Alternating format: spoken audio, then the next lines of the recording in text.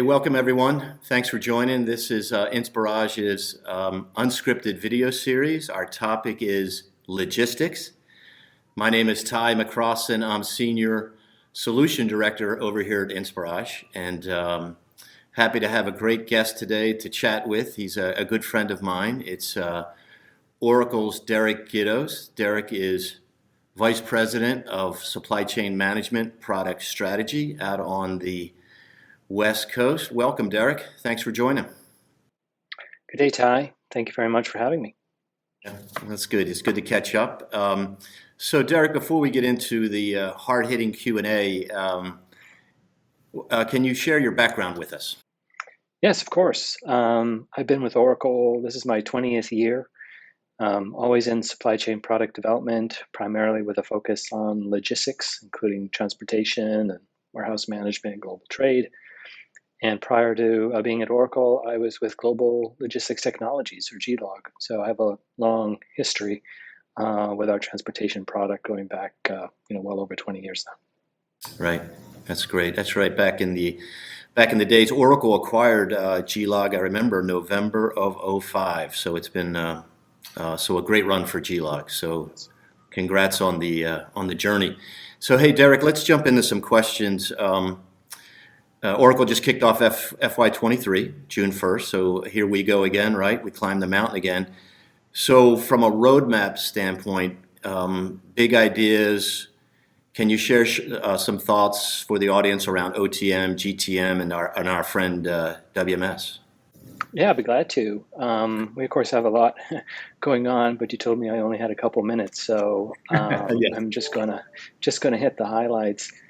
Yeah. From a transportation perspective, a few key things I wanted to call out. One, we're doing a lot of work around capacity planning and tying in our supply chain planning products, demand planning, supply planning, and using that to help drive a transportation capacity forecast.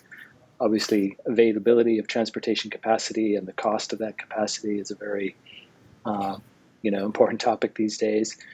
Longer term, we're also working on embedding sustainability throughout our transportation management product. By that I mean not just reporting on, estimates of how much greenhouse gases your transportation cause, but actually embedding it into the planning decisions, embedding it into the execution of that transportation activity. For example, explicitly modeling an internal or external carbon tax. From a warehouse management perspective, a lot going on there too, but a couple of things worth highlighting, I think, here. One is utilizing artificial intelligence technologies. Warehouse management has typically all been about execution, getting the boxes in and out as fast as possible. Not so much in decision support, but we're building out capabilities to use artificial intelligence to do things like automatically slot the inventory in an optimal way based off of your fulfillment patterns, your sales order fulfillment patterns, and also use artificial intelligence to predict warehouse operations into the future. So how much labor you're going to require, any potential bottlenecks, congestion in the warehouse operation. Then finally, in global trade, we're also looking to leverage artificial intelligence technologies for functions like a more accurate restricted party screening function or product classification, as well as we're doing a lot of work in what we'll call duty relief programs. These are programs like bonded warehouses or IMEX programs in Mexico, for example, that really help companies leverage trade agreements, trade policies of different governments to help reduce the overall cost of their products. So those are a few highlights from our logistics suite. Well, you don't want to give too much away, but that's great. And I know you got a great team over there supporting you both in all the pillars. So kudos to you and your team. Absolutely. Yeah. So that leads into growth. I'm not sure if you're able to share FY22 growth, but what are your thoughts for growth overall, both North America and globally? Yeah, happy to share what I can. Obviously, Yep. As you mentioned, Oracle, we closed out our fiscal year 2022 that came to a close May 31st. Earlier this week, we had our earnings call, which was very positive. Okay. We have very strong growth in a number of areas, including our Fusion Cloud applications, which is where our logistics cloud applications, live. So we've seen very strong growth across all geographic regions. So we continue to grow at a good pace, both in our kind of called traditional home market here in the U.S. as well as outside of the U.S. market. In fact, for several years now, 50%, upwards of 50%, sometimes even a little bit more, of our new customer growth is coming from customers headquartered, outside of North America. Okay. So just real positive, and that I think is driven. Obviously, we think we have really good products, but more importantly, the market is growing. The demand, in particular for warehouse management products right now, is very, very high. So a lot of companies are either investing for the first time, or they're building out new facilities, or they need new requirements given the kind of the changing nature of warehouse management. Okay. Well, that's good to hear, because I know, here at Inspirage, and I wanted to say I represent our logistics practice, right? OTM, GTM, WMS Cloud. And we're excited about the WMS Cloud offering, and a lot of interest there for us, along with the Oracle sales reps. So we're looking forward to an exciting FY23 with you guys. So staying on growth, what are you seeing? Like, is it standalone or multi-pillar? Right? Of course, we do both here, right? I handle standalone. Got a lot of great folks here supporting multi-pillar deals. What do you see in that area? I would say it's still very quite evenly distributed. It varies a little bit from year to year, but roughly speaking, anywhere. I think the last time we looked, for example, in warehouse management, more than, just as an example, more than 40% of our net new warehouse management customers were standalone customers, meaning that their project is just focused on warehouse management. They went to market looking just at warehouse management software vendors, as opposed to looking at, a more broader set of solutions, whether that's, including transportation or, all of supply chain. With that said, we've also seen really strong growth in our overall Fusion Cloud supply chain suite, because again, a lot of even though there's economic uncertainty, and obviously we've come through very challenging last couple of years, for many organizations that has been, if they weren't already motivated, they are now really motivated at looking at ways to improve their supply chain operations. And sometimes that means a laser focus on a particular area like transportation, or in some cases they're looking at replatforming their entire supply chain footprint, IT footprint, or their entire back office, including financials and procurement and everything. Right. So we're seeing growth really from both of those. And our strategy is, to be clear, I mean, we're Oracle.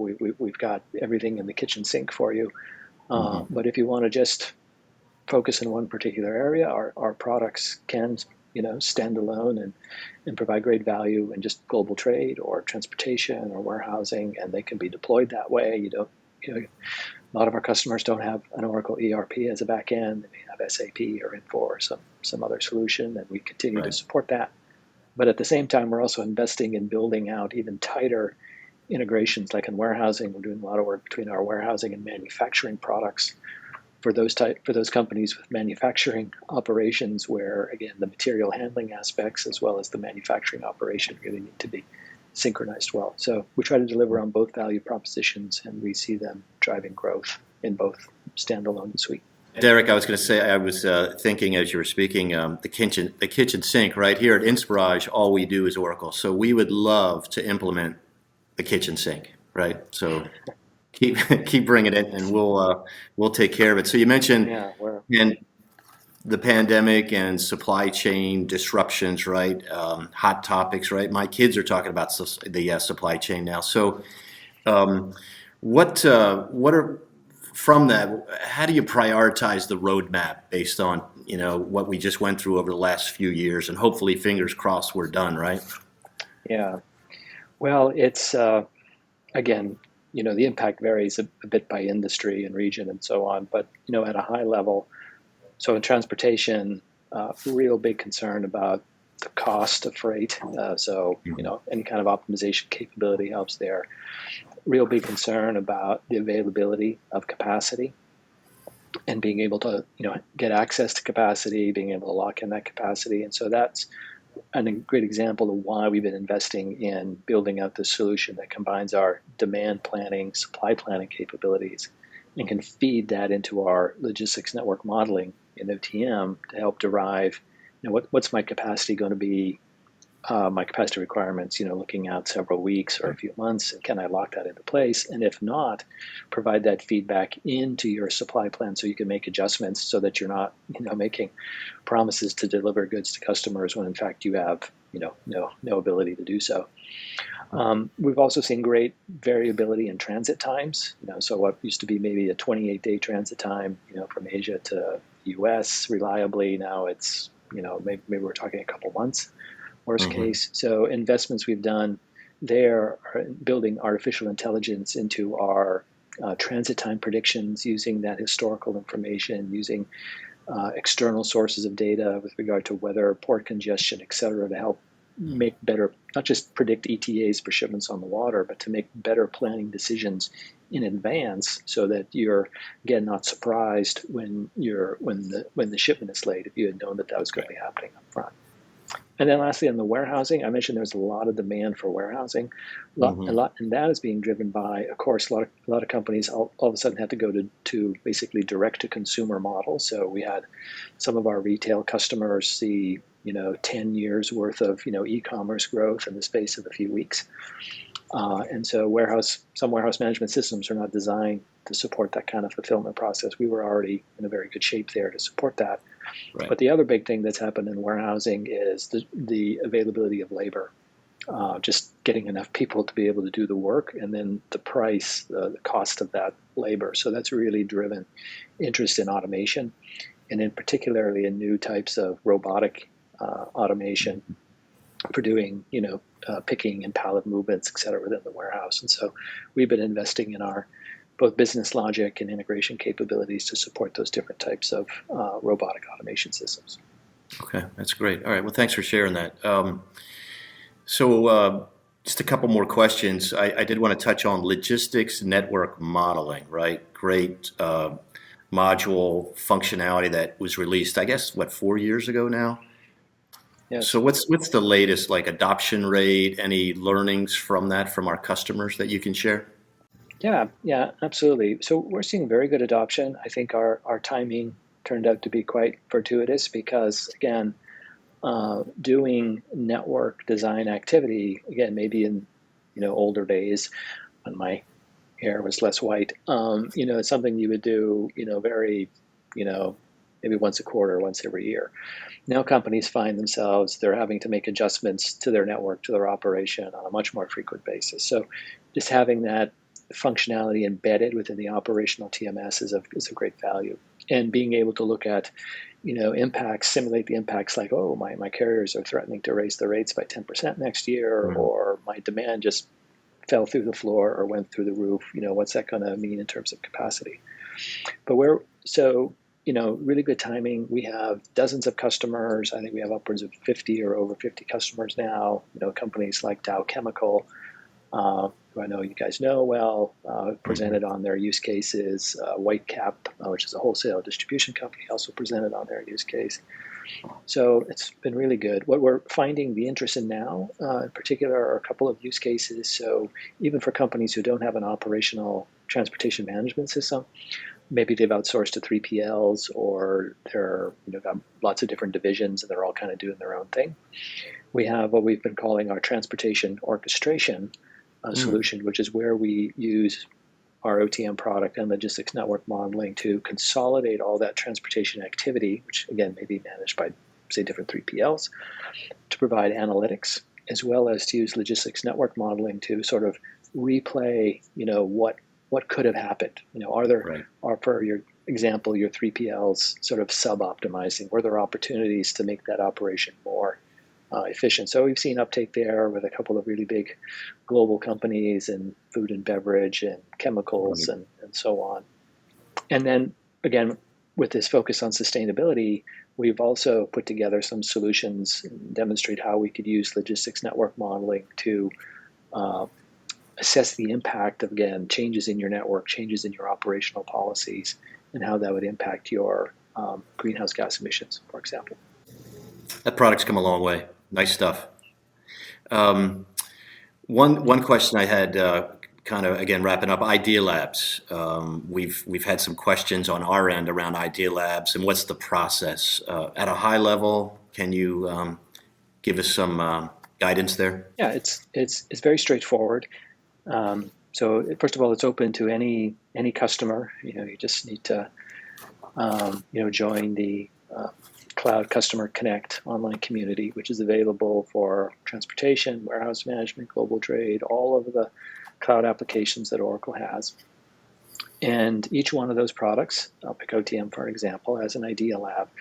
Customers can participate in that in two ways. One, they can log ideas. So if they have an idea for a new functional capability, they can create that idea. That gets routed to our product management team, and we review each and every idea and consider that for our roadmap, and we provide feedback kind of as to the status of that idea. Like, this is something we will consider. This is something we'll, put on the roadmap, or we may say, that's not really aligned with our strategy. We don't see ever doing that in the future.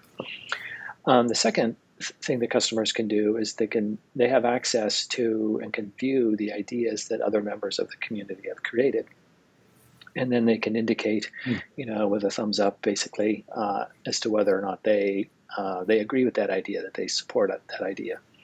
And that's really important to us, because then we get to see how many customers like a particular idea. And when an idea has, there's no magic number, but when we see an idea as, let's say a dozen or 20 different organizations liking it, then that obviously is a great indication to us that that's, have a lot of value in our customer community.